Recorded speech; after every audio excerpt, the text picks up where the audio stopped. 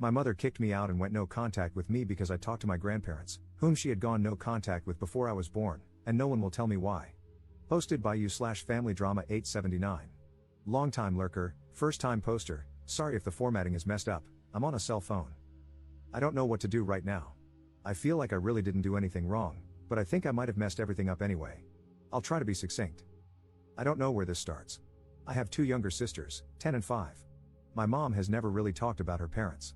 When I first signed up for Facebook, one of the conditions was that I had to let her block them, and my uncle, and make my profile private, just for real-life friends. I think I remember us changing phone numbers when I was about 7 or 8 because bad people know it. I know they sent letters and cards on Christmas and our birthdays, but she always threw them away immediately.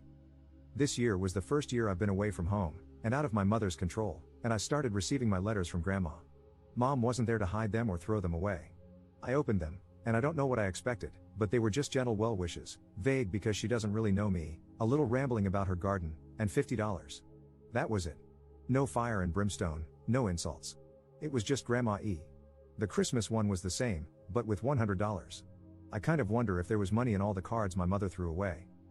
I don't know. I was expecting Bible quotes and pictures of terminated fetuses or something. Mom said they kicked her out when she got pregnant with me, for being pregnant. That's kind of all she's ever said about it, and it never occurred to me before to ask for more details.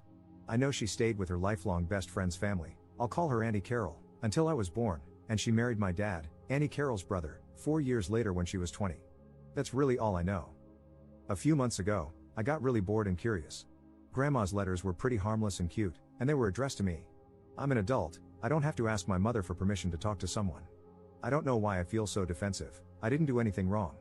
I sent a message to, I'll call my mother's family Smith, Grandma Smith, and she responded within a day. She was excited to hear from me. Could we meet? She'd like to introduce me to my grandfather and uncle. I said sure, why not? Because, well, why not? They don't live that far away, which surprised me. They're about 50 miles from my school and 80 miles from home. I met them, and they were just people. We didn't have anything in common.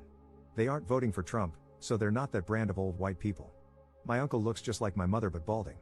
It was nice to meet family I didn't know before, but it wasn't a revelation. I asked about what happened with my mother, and Grandpa Smith said they would have helped her with the baby, but she had too much pride. Later, when it was just me, Grandma Smith, and my Uncle John, Grandma Smith said it was because my mother was disrespectful and promiscuous in their house. Uncle John said they kicked her out, but both Grandma and Grandpa said she ran away to be with my dad. That was when I started feeling weird about the whole thing. I asked again in front of all of them, and then they all agreed that she ran away. I didn't want to start a fight or anything, so I left it at that. I went back to school and promised to keep in touch. Which brings us to now. I was home for spring break, and I brought up this whole situation today with my mother because, at this point, I just want answers about why we never talked to these perfectly normal people all my life and what really happened between them. And my very calm, very intelligent mother completely flipped her crap. She started yelling, "Why would you do that? What do you mean you were in their house?" My youngest sister started crying because of all the shouting, and my dad took them upstairs. My mom calmed down a bit and started trying to make me promise never to talk to them again. I wouldn't, because she still won't say what happened, if anything. She said that I had to go, and if I wouldn't cut all contact with them, then I'd never talk to her or my sisters again. I stood my ground because I'm not going to excommunicate someone without knowing why. She said that I needed to leave, now. So I left, and that's that. I'm back at school. My dad won't answer the phone, and I'm blocked on my mother's Facebook. I called Auntie Carol, and I barely got 2 words out before she said, "Why would you do that? You need to work it out with your mother," and hung up.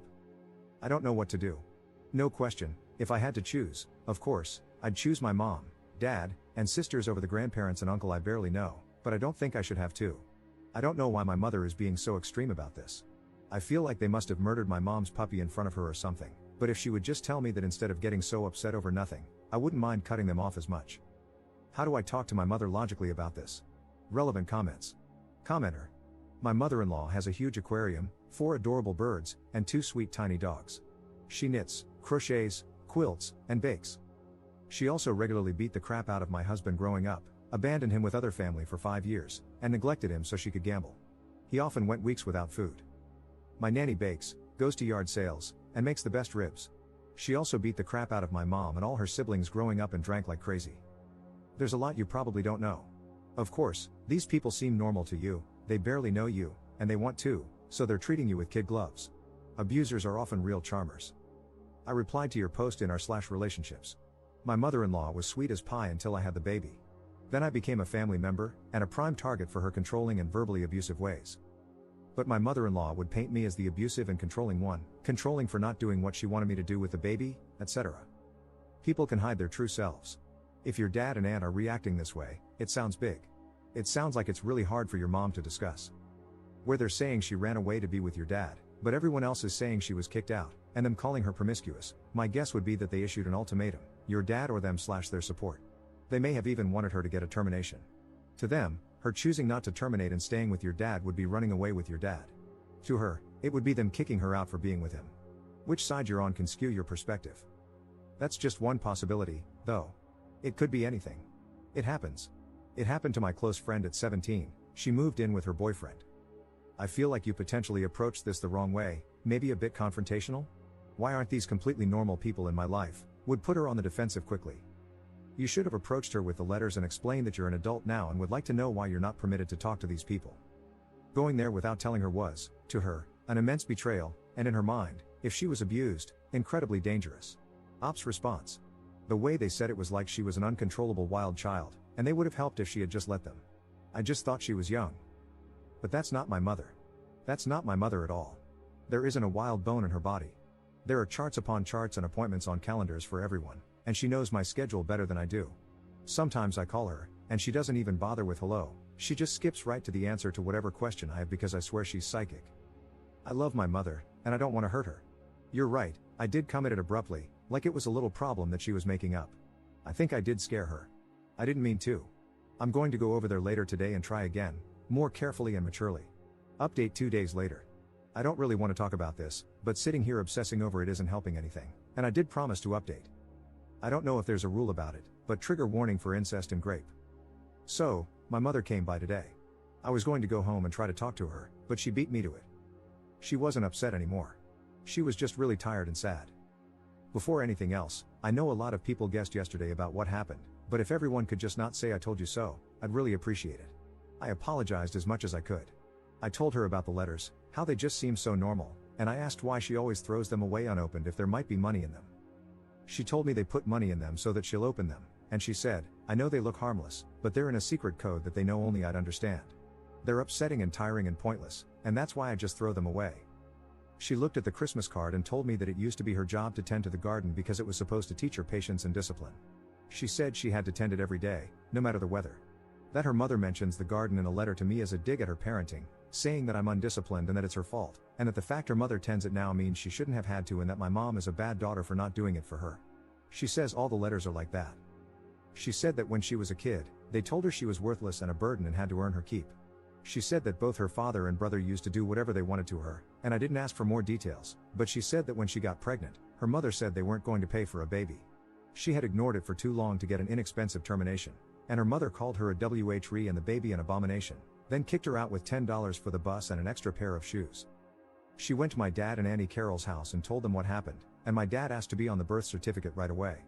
He said she was his best friend and that he'd be honored to be my father. She said she couldn't believe my grandparents would just take her in like that, with no questions asked, with a baby on the way, and not ask for anything in return. She said she'd planned to off herself but couldn't do it anymore because it might have made my dad's family sad. She said her family always told her she was worthless and stupid, and she decided to devote her life to proving them wrong. She says that good people do exist in the world, but if you want there to be more of them, then you have to be one too. She says she's always loved me, but she never knew what to say. So, that's what happened with my mom and her family. I wanted to know. I promised her that I'd never talk to her family ever again, and it was easy to promise because I can't think of anything I want to do less than talk to those people again. It makes me sick to think I ever thought they were nice people. She said she was sorry about the other day, but she panicked and overcorrected. Apparently, they never tried to contact her until my sister was born, and then my mother's mother got really excited about having a granddaughter and wanted shared custody or something. She said that everything they do to try to get to her is really just a way to get to my sisters. She says she doesn't really know why they are the way they are, but everything's a game to them, and the only way to win is not to play. I don't really know what to say about this either. I don't know what to do with it. I feel like everything's different now, and nothing is, too. I don't think I'm as strong as my mother is. I don't think I can make everything be normal through sheer force of will. I want everything to go back to the way it was. I don't really know what to do now. I do want to thank everyone who took the time to talk to me yesterday. Thank you for being so patient with someone who was so blind. I think this would have been so much messier without your help. I'm so sorry for what you've been through that let you know my mother better than I did, just by looking at what I said. Op commenting on a different post about his mom's family 4 months later. Dug up my throwaway for this. So, last Christmas and earlier this year on my birthday, I got a letter from my mother's biological family. All my life, my mom refused to talk about them, but she did it in such a way that I didn't really notice. It was just always that way. I knew they sent letters sometimes, and I watched her throw them away. That was normal, and I thought nothing of it. This is really hard to write, and I still feel guilty about it, but I have to help you now, just like these people helped me. I moved away from home to go to college last year. My mother's relatives, who I call the Smiths because they don't deserve to be called her family, quietly sent me a Christmas card and then a birthday card. Each had a bit of money and vague but cheery holiday/birthday greetings.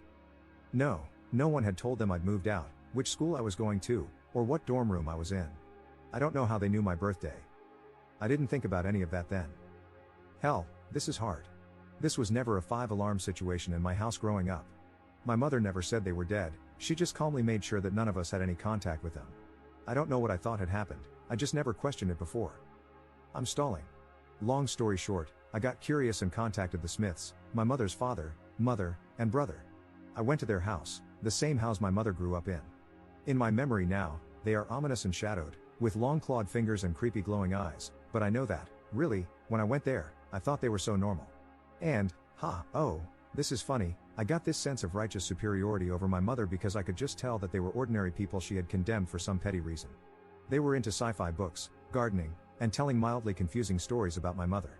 Oh, doesn't that just crack me up now? I visited their place and then went back to school like I hadn't cheerily walked out of the monster's den. I didn't know then that they had let me go. I didn't know then that they were using me as bait.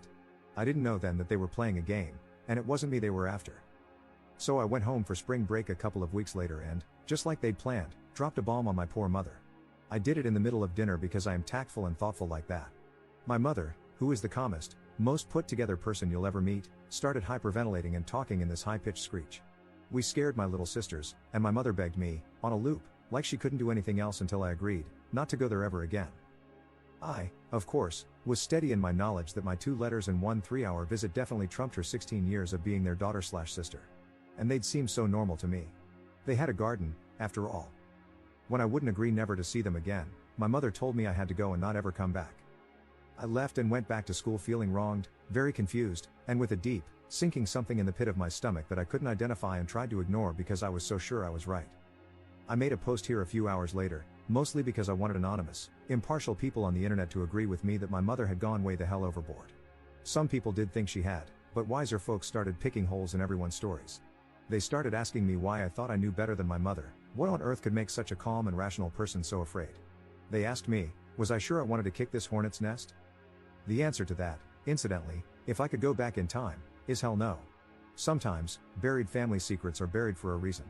I've already written a novel here, and to be honest, I'm still kind of messed up because of this whole fiasco, but the short of it is that there was physical, emotional, and SA going on in that household, and my mother only barely got out of there alive. The reason the Smiths contact us is that they are creepy creeps who play creepy games, and they want contact with my younger sisters for God knows what creepy reason.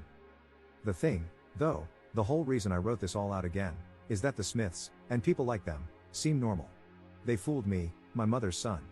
They fooled their neighbors, child services, my mother's childhood friends and their parents, her teachers, and school administrators. My mother's family can put on human faces that are frighteningly believable, that is their true horror. They have a secret code and double meanings and tone of voice that I have to trust my mother on. She said that her mother once said, in the middle of a party, in front of all the ladies, "Your skirt is too short," and that meant her father would be graping her that night. But no one else knew their family code, so they could say things like that with no one the wiser, and no one would ever believe her. My mother's relatives are monsters. They're monsters. They only wear human faces. Whatever reason your mother has for cutting off her monsters, take it from someone who's been there. Are you sure you want to kick this hornet's nest?